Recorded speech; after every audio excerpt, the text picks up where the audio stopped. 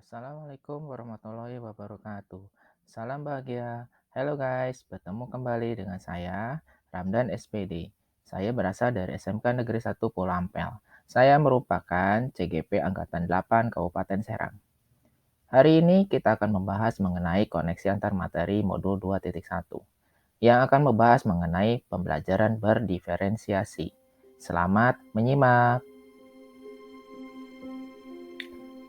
Perkenalkan guys, ini adalah kelompok saya atau grup saya. Yang pertama adalah Bu Nina Marlina. Beliau sebagai fasilitator CGP Angkatan 8. Yang kedua adalah Bu Pipit Herawati. Beliau adalah pengajar praktik CGP Angkatan 8. Sebelum kita membahas mengenai pembelajaran berdiferensiasi, mari kita mulai dari awalannya dahulu. Pembelajaran berdiferensiasi berdasarkan kepada standar nasional pendidikan, yakni lingkungan yang positif sangat diperlukan agar pembelajaran yang terjadi adalah pembelajaran yang berpihak pada murid, sebagaimana tertuang dalam standar proses pada Standar Nasional Pendidikan Pasal 12. Hal inilah yang menyebabkan terjadinya adanya pembelajaran berdiferensiasi. Jadi, apa sih yang dimaksud dengan pembelajaran yang berpihak pada murid? Mari kita bahas.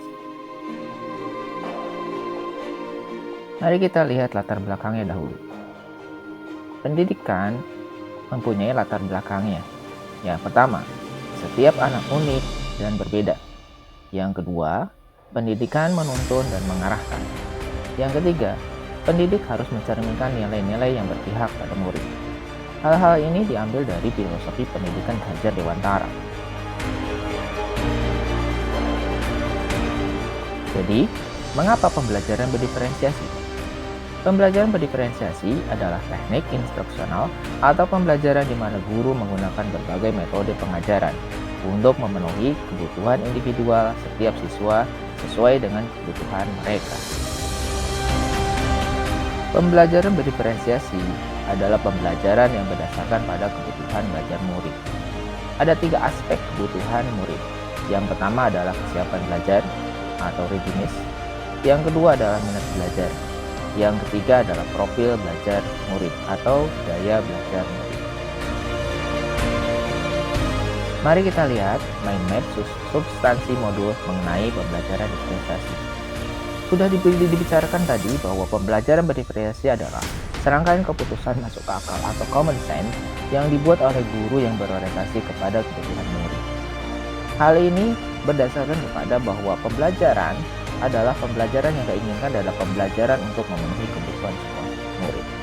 Yang kedua, menurut Tomlinson tahun 2001, kebutuhan belajar murid terdiri dari kesiapan belajar murid, readiness. Yang kedua adalah minat belajar, dan yang ketiga profil belajar murid. Pembelajaran berdiferensiasi bertujuan untuk mencakup 1. Tujuan pembelajaran didefinisikan secara jelas. Yang kedua, guru merespon kebutuhan belajar murid. Yang ketiga, guru menciptakan lingkungan belajar yang mengundang murid untuk belajar. Yang keempat, manajemen kelas yang efektif. Dan yang terakhir adalah penilaian yang secara berkelanjutan. Jadi, mengapa kita melakukan pembelajaran berdiferensiasi? Ada 5 hal yang perlu kita lihat di sini. Yang pertama adalah tujuan pembelajaran didefinisikan secara jelas. Secara nature of content, kurikulum, capaian pembelajaran, tujuan pembelajaran, indikator, dan assessment. Yang kedua adalah merespon kebutuhan belajar murid. Hal ini bisa dilihat dari nature of student-nya. Yang pertama adalah dilihat dari kesiapan, cepat, lambat, konkret, abstrak, sederhana atau kompleks, mandiri atau memerlukan bantuan.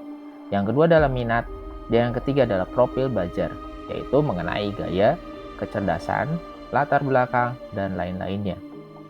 Dan yang ketiga adalah penilaian berkelanjutan. Keempat, lingkungan belajar yang mengundang untuk belajar. Dan yang kelima adalah manajemen kelas yang efektif, yang harus dilakukan oleh pendidik.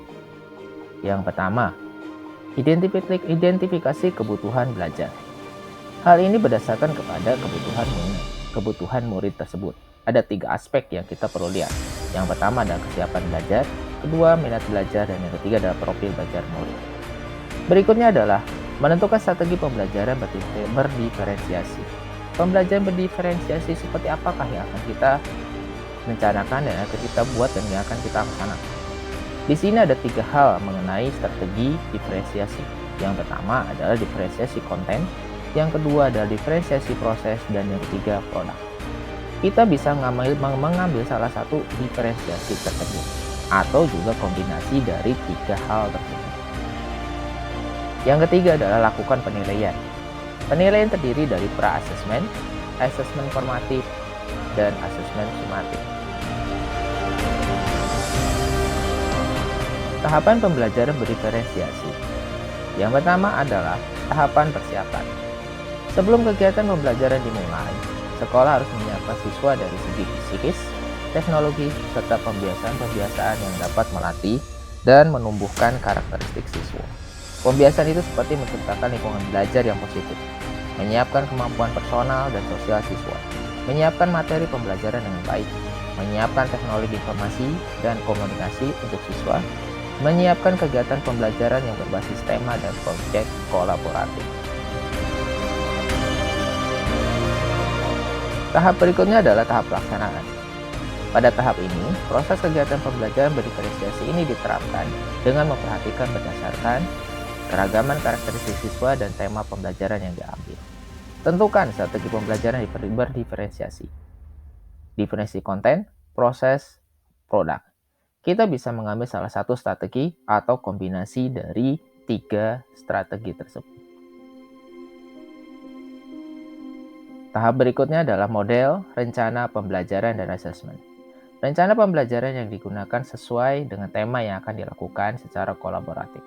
Di awal kegiatan pembelajaran, guru akan memberikan apersepsi berupa video pembelajaran, kemudian guru memberikan pertanyaan mengenai apa yang siswa lihat. Pendekatan ini dapat melatih kepekaan siswa, rasa empati, dan melatih pola pikir analisis siswa. Oke, tadi pemaparan dari pembelajaran berdiferensiasi. Pembelajaran berdiferensiasi mempunyai ciri-ciri dan karakteristik yang khusus sekali. Ciri-ciri pembelajaran berdiferensiasi adalah 1. Lingkungan belajar yang dapat mengundang murid untuk tertarik belajar. Yang kedua, tujuan kurikulum yang didefinisikan secara jelas.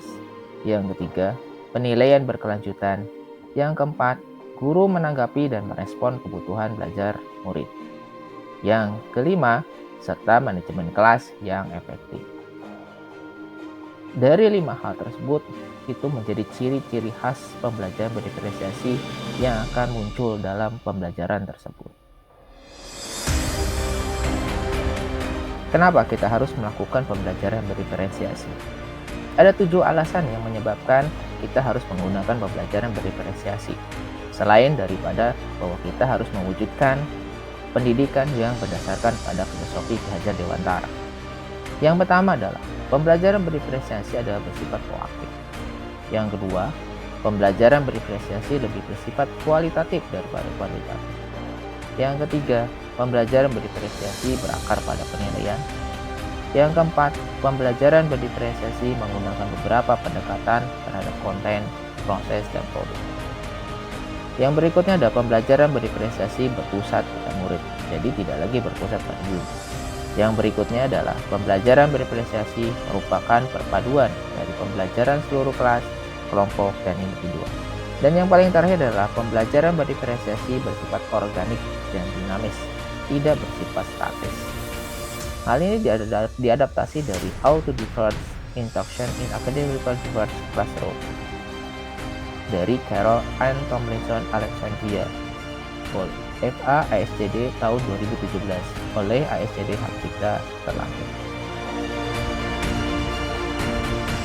Pembelajaran berdiferensiasi akan berhasil apabila untuk mendapatkan hasil belajar yang optimal, guru dan siswa harus adanya kolaborasi, dan yang kedua bersikap positif. Yang dimaksud dengan kolaborasi adalah antara guru dan siswa.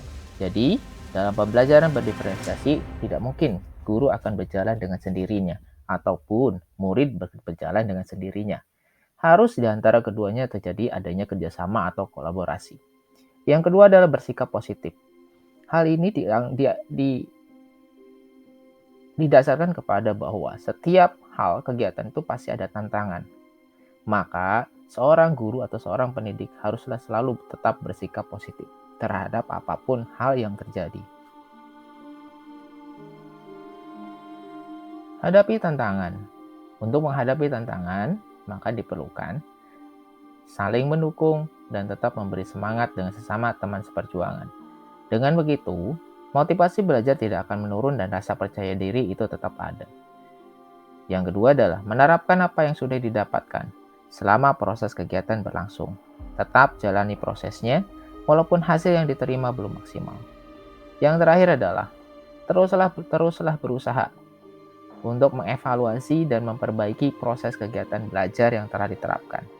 Dengan begitu, hasil yang didapatkan lebih maksimal dan tujuan yang ingin dicapai semakin dekat. Conclusion atau kesimpulan. Model pembelajaran berdiferensiasi ini sangat berkaitan dengan filosofi pendidikan yang diutarakan Gajah Dewantara, yaitu guru harus dapat menuntun siswa untuk berkembang dan sesuai dengan kodratnya, di mana setiap murid itu akan berbeda-beda dan itu adalah unik. Yang kedua adalah menciptakan proses kegiatan belajar yang berpihak kepada siswa.